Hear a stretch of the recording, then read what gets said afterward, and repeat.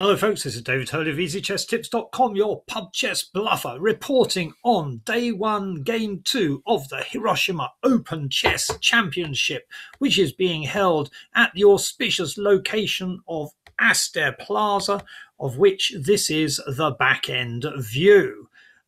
We are being hosted there by the what they call the Abeno Osaka Chess Club, I believe they are called.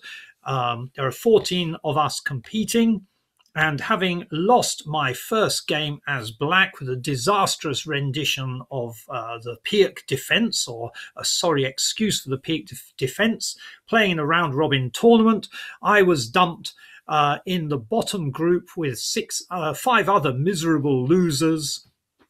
And all the losers played the losers, which was actually quite good news for me because it meant my second game I'd be playing as white against a fellow loser. And so I felt I'd go into that game with something of an advantage. And here is how that game went. I opened with d4 as per usual, and my opponent responded with d5. Now, my opponent is actually a member of the Hiroshima Chess Circle, and I have played him before, and I think I have beaten him anytime I've played him as white, so I felt quite happy going into this game. I felt I had good prospects of chalking up my first point in a chess competition since the third game of the afternoon opens in 2016, when I beat soundly a 13-year-old boy playing the French defense. I was playing the French defense when he kindly blundered his queen. Mind you, it's still a struggle to actually finish that game off, but anyway, several games down the line, I think I've lost 8 games in a row now in tournament play. And so here we are trying to redeem ourselves and earn a good, solid, honest point for the pub chess bluffer. So we continued with c4, and I was jolly happy to see my opponent keen to play the Queen's Gambit. I accepted, and here is how things went. Here we have e3. And this perfectly interesting move here. I was quite pleased to see it. However, I don't actually play in a moment. I don't play the recommended moves of my man John Watson in a strategic chess opening repertoire for white. However, I was perfectly happy with what I did, and even Lichess doesn't seem to protest too much. And it led to, well, let us see. Yes, e6, perfectly standard move at this stage. In moving my queen up here, I'm allowing the bishop to take the knight, and for me to retake, it will force me to retake with the pawn, breaking up this pawn structure. However, what I felt in doing this and aiming up here, and also building on this parallel here, this diagonal here, it would also eliminate one of the bishops. And so I felt playing as white with 2 bishops, having gotten rid of black's 2 bishops, I mean the double bishop, the bishop pair, would give me an added advantage. So that was what I was going for.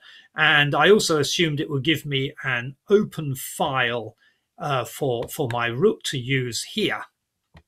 But in fact, this part of the plan never came to fruition. So that was my thinking here, fairly elementary stuff, and not recommended by John Watson or indeed Lichess, but on the other hand, Lichess doesn't seem to mind it too much. And indeed, my opponent takes, and I take back, doubling my pawns. However, I do now have a nice pawn mass in the middle, so I'm not too worried about that. And indeed, Lichess hasn't freaked out about it either. What happened next?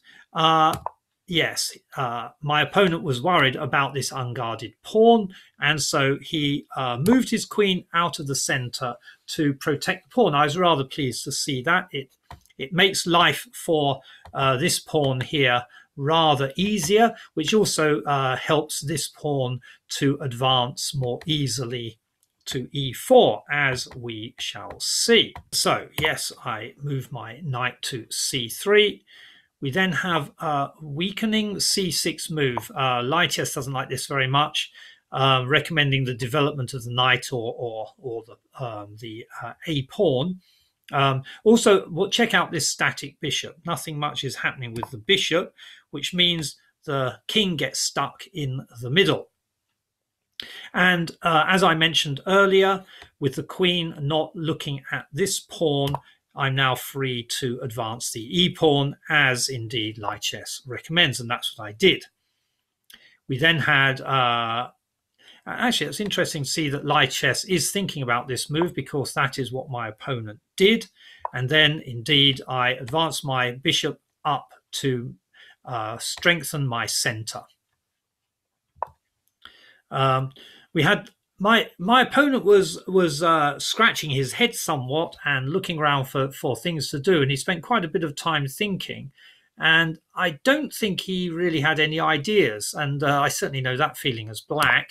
And so he went for the h6 move, perhaps hoping to expand with his g pawn, but indeed all I did was to castle on the queen's side. Again, this is not a move recommended or mentioned by John Watson, but I felt what I would do, what I was expecting to happen, was a kingside castle by black, and then we'd have I would attack on the queen side. I was still thinking about this open file here for my rook. Oops, a bit of a drunken arrow, but you get the idea. My rook was aiming to wobble his way up there at this stage in the game. Now, what happened next is the bishop moved over and I retreated my bishop. Sorry, why do I always call knights bishops? That knight hopped over, attacking my bishop, and I retreated my bishop to e2, which gave me, I feel, a nice strong center, because that pawn had not been defended by anything. So now we've built up a very solid center here with our two bishops, and later on in the game I'll be looking to opening up avenues for the diagonals for my bishops. So I was perfectly happy to retreat my bishop back, as indeed you can see light chess recommended. We then had queen to e7, a recommended move, so that's good. And now I'm very pleased to say that I made a very quiet but I think very important move, which light chess is recommending, and in fact has just promoted. Light chess is having a debate with itself which one of these two moves is more important. And it's interesting to see that light chess is thinking about this move, because I had written it off in the light of the queen occupying this diagonal here. Prior to, I certainly written it off as my next move prior to advancing the pawn here to cut off that queen's diagonal. So it's interesting to see that light chess is still recommending that as a possible move. However, I decided on something which, to my mind, was more prudent, and light chess does seem to agree with me, and that is to move my king away from this nasty looking situation here. It's not that nasty right now, but it could quickly become nasty if this file clears. If the pawn advances and I try to take it, then the queen can come down and pin the knight, or if the knight moves away, suddenly I've got this nasty check, and you've got the rook can come in behind the queen, supporting her there. And quite possibly this bishop come down at some stage too.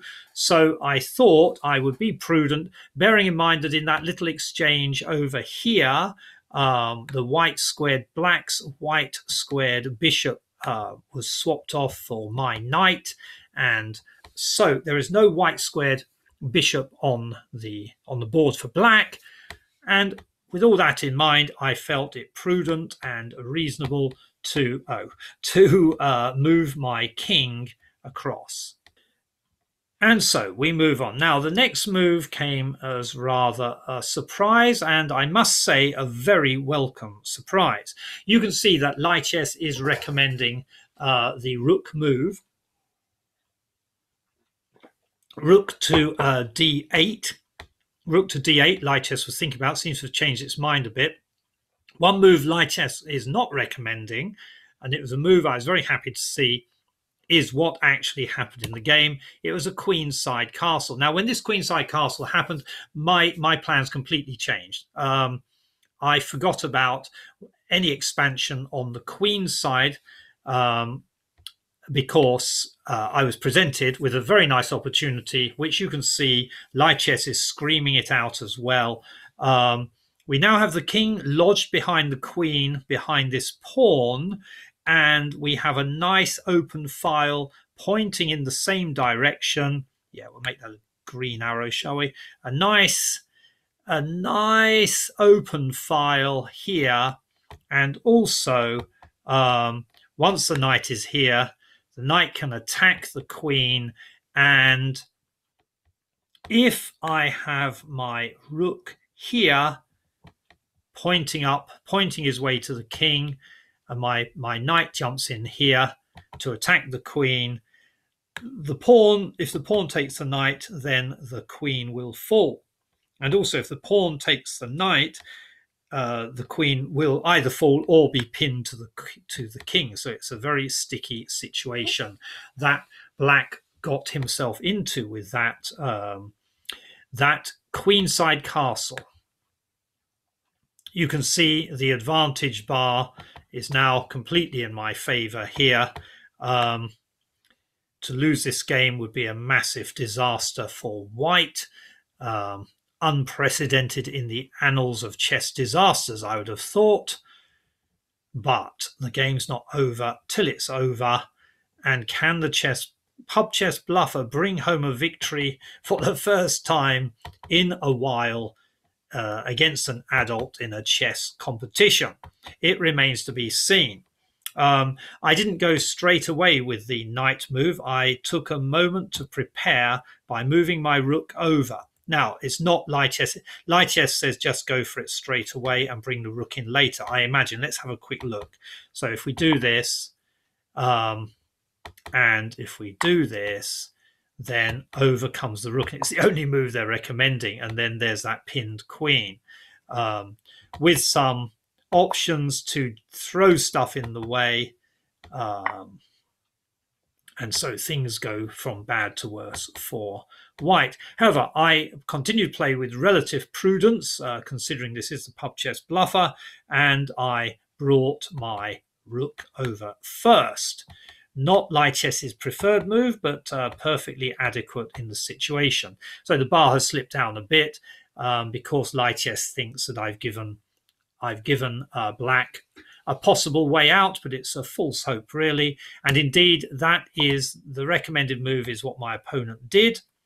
However, I simply moved my knight over. This pawn cannot take my knight because of the avenue to the king. I had been worried about Black's barrage over here, or the Black cannon coming down here, but I felt that as I had a clear advantage in my position, that simply swapping off the queens and his bishop would end up here wouldn't be too disastrous for me. This is how things actually developed. The queen went to e7.